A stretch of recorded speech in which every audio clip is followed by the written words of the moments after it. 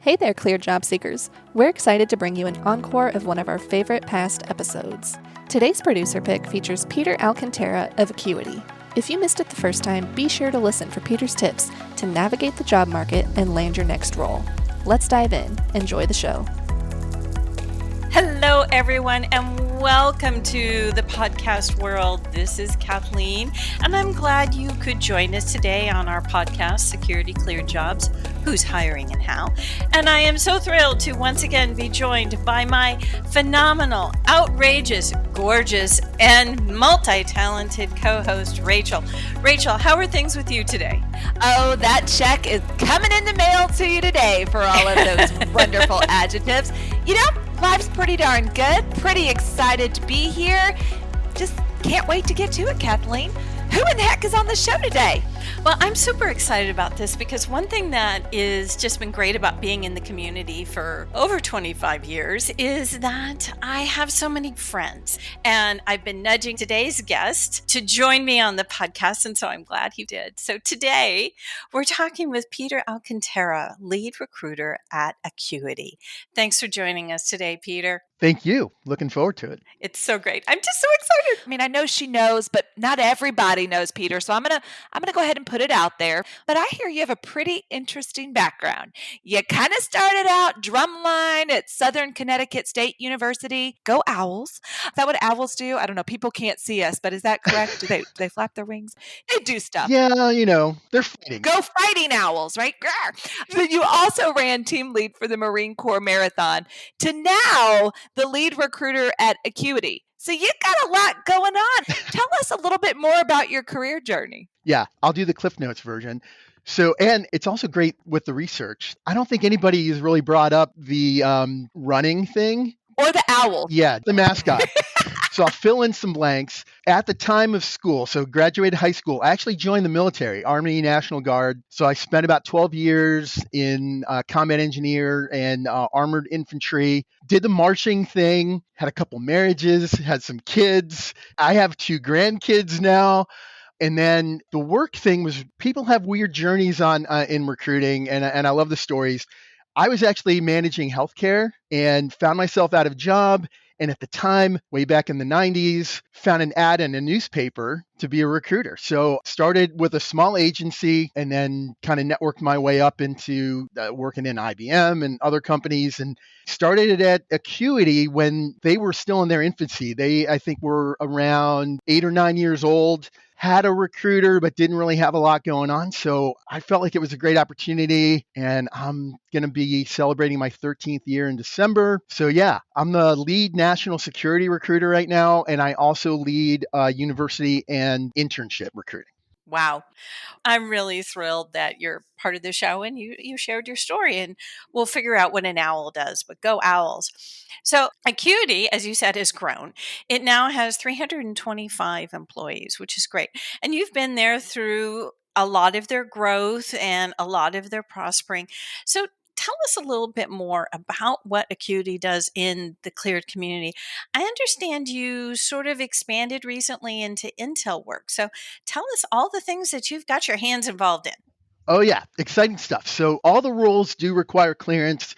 And we started as a company with State Department, and now we have a bunch of different business units like national security, all the Homeland Security, different branches and parts of Homeland, some DOD, some Justice.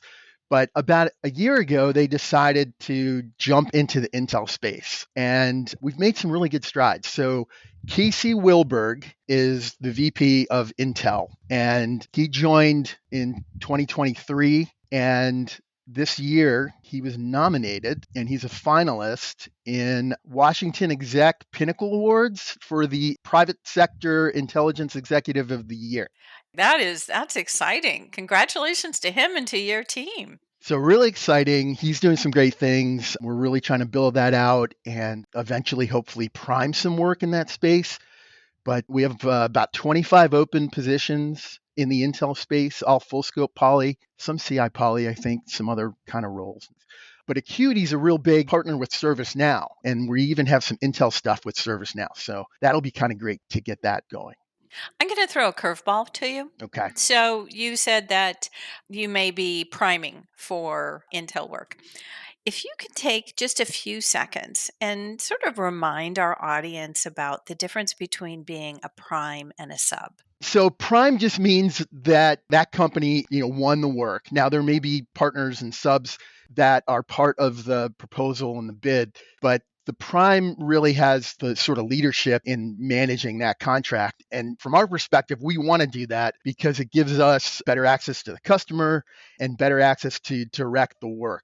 Thank you. I always love when we get that information out there. It's so important. A lot of people want to ask, but you don't want to ask out loud. Yeah, I'm envisioning, people listening to this on the treadmill and they're raising their hand and hoping that someone will see them. So, yes, we sometimes just have to ask those questions when we think the audience might need a little reminder. But speaking of reminders, they might also want to know, Peter, just a little bit more about some of those job titles and where those are generally located. Hopefully, not on treadmills. You bet. So, again, government, federal space, we're kind of geographically restricted to DC area for the most part. Although we do, as a company, we have people in 22 different states. So that's kind of cool. But mostly DC, mostly hybrid. There's some remote, but we have 4 different business units, and those units kind of focus on different sectors of the government. So we have a financial sector that focuses on like SEC, Treasury, our foreign affairs, which is mostly Department of State, national security, DoD, DHS, DOJ for the most part, and then now Intel. But across sector, a lot of our positions are technical. So solutions architects, cloud developers, data architects, data analysts, software developers. And then on the management side, technically project management, business analyst, product owner, things like that. And all the positions require clearance from public sector up to top secret. So you mentioned that you have some hybrid. She's got owl on the brain. Hybrid. Yeah, back to the owls. So you talked about remote and hybrid positions. If you can talk a little bit more about that as far as, are these 2 days a week? Is it 2 days a month? Are they fully remote? For the area that I support, national security, homeland, I think all the positions right now are fully remote and potentially maybe some meetings, things like that. The other positions that we have are hybrid and they vary. So I've heard of different schedules where people were doing a couple times a week or they were rotating. Like the client wanted somebody on site. So some people were working Monday, Wednesday, some people working Tuesday, Thursday. It really varied, but we're kind of dependent on what the client wants. But as a company, though, we do have a really robust sort of benefit package, time off sort of thing. We encourage people to take their time off. We try to do events and get people together after hours, try to build that camaraderie between the company, and then just encourage people to do what they need to do to kind of feel good about their work-life balance. So let's sort of switch this over. You mentioned that all of your positions require a clearance. Do you have any positions that don't require a clearance but are clearable, or do you upgrade people who have clearances to another clearance level? Great question. And yes, we do. In some instances, we're able to sponsor clearances and get those rolling for people that don't have a clearance. To be clear, we do require U.S. citizenship for the levels of clearance that we have, even the public trust. But most of the roles, we are able to get the clearance rolling, and some of the roles we are able to upgrade. So we've done that from secret to top secret. Currently, in the Intel space, we're not in any position to begin any clearances there. Hopefully that'll change. Awesome. Well, you were starting to dip your toes into one of my favorite subjects, which is really about kind of company culture and the way that you're engaging your employee base. And something I heard that y'all might do a little bit different is about the way that you foster employee communication. So can you tell us a little bit more about that? I have a lot of curiosity and a lot of interest because I really think it is a big contributor to that company culture. Yeah. So, I mean, from the onset, the company was really big about training, education. And as we grew, we realized we needed a focused training manager. So in 2020, we brought on a training manager. And then we built out this technology solutions group, which are kind of the leaders in partner management. So partnered like AWS, ServiceNow, like I mentioned before, Microsoft, Red Hat. And the leaders are really thought leaders. So the cloud director, the data architecture, software development. And out of that, we started these communities of interest. So with our training, We do a lot of lunch and learns about different topics, communities of interest. We also do different topics. Could be ServiceNow, could be cloud. And it's really kind of great because we get our leaders within the company to lead these calls, but it's open to every employee and it fosters a lot of communication and knowledge sharing. We talk about things that maybe we're doing at a client and using certain technology, how we're using it, how was it successful, or maybe challenges that we had. And then we have those conversations and open it up so people can really see what's going on across the company. I think it's been really helpful. I think that's really great that you have an opportunity to do that lunch and learn. So, Rachel, I know you have some other burning questions. I do. I mean, there's so many things I could ask, so many things that I still haven't gotten an answer to the owl. But you've been noted as describing your recruiting team as just really proactive, which is a pretty darn good thing to be called. So, what does this mean for candidates and for your hiring process? So we really engage, right? So we try to really understand what the roles are, what the requirements are, what is really needed. And then as we get the candidates in our process, we talk to every candidate. All the recruiters have actual conversations, phone conversations with the candidates to really understand what you're really doing, what you really want, to make sure that we can match things up. And we feel really good when we're presenting candidates to the managers that candidate's going to get at least an interview, if not an offer. So we're just trying to be really proactive about that and build those relationships and really understand what the candidates need and see if they're the right fit. So Acuity is, we have small teams. Everybody has an opportunity to be involved in the work that we're doing. So we need people who are also very proactive, who are constantly learning, who like to collaborate. So we really need to feel that out during the recruiting process early on. So, thinking back on all of the times that you've met with candidates, either on the phone, over email, at one of our events, because I've seen you walking the conference floor at our events, just going after those candidates. What does a candidate really need to bring to impress you? So confidence in their ability, ease of conversation. Like if you ask a candidate a question like, tell me what you're doing.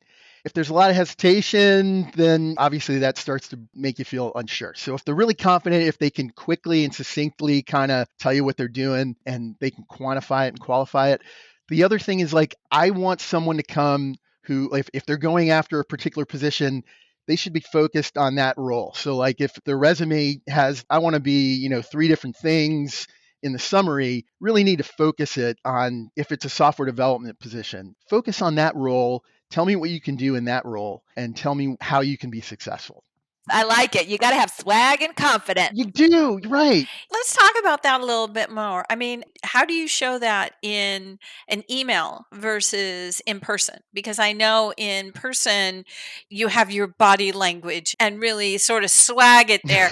But how do you do that in an Yeah. email and not be pedantic? Well, I think it's just to be short and sweet, succinct, very brief. Focus on, I saw you have a software engineer position. I would like to be a software engineer, and this is why I'd be really good. Maybe put a little reason why, and then, hey, can we talk? Just keep it short and sweet and focused. Give me a hook. Put a worm on that hook so I can go after it, and then we can talk. And make it easy. Tell me why you're good. Don't make me guess. Put it out there. Give me some bullets, and life can be easy that way. Well, I have another question for you if you don't mind. Has to do with a great transitioning story. And I heard you have a fantastic one for a transitioning military friend who was coming out of Quantico. Can you tell us a little bit more about the goodness that is this transitioning story? So again, military background. So military is very near and dear to my heart. When I joined Acuity in 2011, wanted to look for different avenues to find different candidates, got into the TAP program and found out about an event at Quantico. I ended up meeting someone who was transitioning out of the Marine Corps after 4 years. And at the time we had an admin role. So that candidate worked on the resume, got it submitted, got some interviews. They started as an admin in 2013 and now has been with Acuity the entire time, been promoted 2 or 3 times, is currently a senior manager leading a team. So there's a lot of opportunity here for people who want to come and build a career. And now that person is a technical manager with, again, I'll plug ServiceNow as our partnership, leading ServiceNow work at the Department of State. Sounds great. I always love the transitioning stories because there are so many really great ones, and anything we can do to help our transitioning service members, I will do it. Oh, Bend definitely. over backwards for that. So, transitioning service members or non-service members, cleared professionals, what is one or two great pieces of advice you would like to give to our audience on their job search? Well, we kind of touched on it, but just be focused on what you're looking for. And I think also when people apply, make sure the resume is mirroring that job so that when a recruiter or especially a manager looks at it, they're going to see that there's similarities. And so they're going to want to move forward. I think sometimes candidates have a hard time when the resume doesn't really match up to the job they're going after. So I think there has to be that mirroring and that matching so that it makes sense to move forward. Awesome. Madame? Thank you. I had to sneeze for a second there, and I muted so nobody else had to hear it. Well, we don't want to spread germs here on the podcast. No, but what we do want to spread is good information. And part of that good information would be, how in the heck can the listeners get a hold of you, Peter? You know they want to. Well, I hope they do. If people go to LinkedIn, they put my name in, Peter Alcantara and Acuity, my profile should pop up so they can find me on LinkedIn. Email's pretty simple, peter.alcantara@myacuity.com. If they want to reach our recruiting team, it's recruiting@myacuity.com, pretty simple. And yeah, we're ready to talk to any and everybody about opportunities and how they can be successful here at Acuity. I'm so sorry we didn't get to see each other face to face, but I'm so glad to hear from you again. Thank you so much for joining us here on the show. Well, thank you for having me. It was really great talking with Peter Alcantara from Acuity. As I mentioned a few times, I've known Peter for quite some time and I've seen him at several different companies. I'm so pleased for him that he's been at Acuity for almost 13 years. I really loved his transitioning story, that when someone who's really committed to supporting transitioning service members and knows that they're going to fit within the company, knows that they're going to really excel there. And that's what he showed. He showed that they have positions, and he, being a great recruiter, knew the career path for that person. What about you, Rachel? Good times, good times. We got to talk owls. We got to talk marching bands. We got to talk all sorts of fun stuff. You know I'm going to say it, Kathleen. You know it's coming. You know what's happening here. I love a good proactive recruiting story. So Yep. I really do appreciate a team that is focused on doing the right things, making sure they're there for the candidates, and really improving that candidate journey and experience. So if you also want to be a candidate that has a great experience somewhere, keep listening so that you can get all of those tidbits and all of that great knowledge to land that perfect next career for you. So thanks for tuning in. Hopefully you walked away with more than you came with. Make sure you hit that follow button. Till next time, see y'all later. Bye. Bye-bye. Bye-bye. So I got all of my pieces together. Did you get the friendship bracelets done? Well, about that. So, I have my creative side, but my creative side also might be a little extra. So, yes is the answer, but are you going to want to wear them all? Probably no. No is the answer to that because they're special, but you're going to have to wait to see them in person.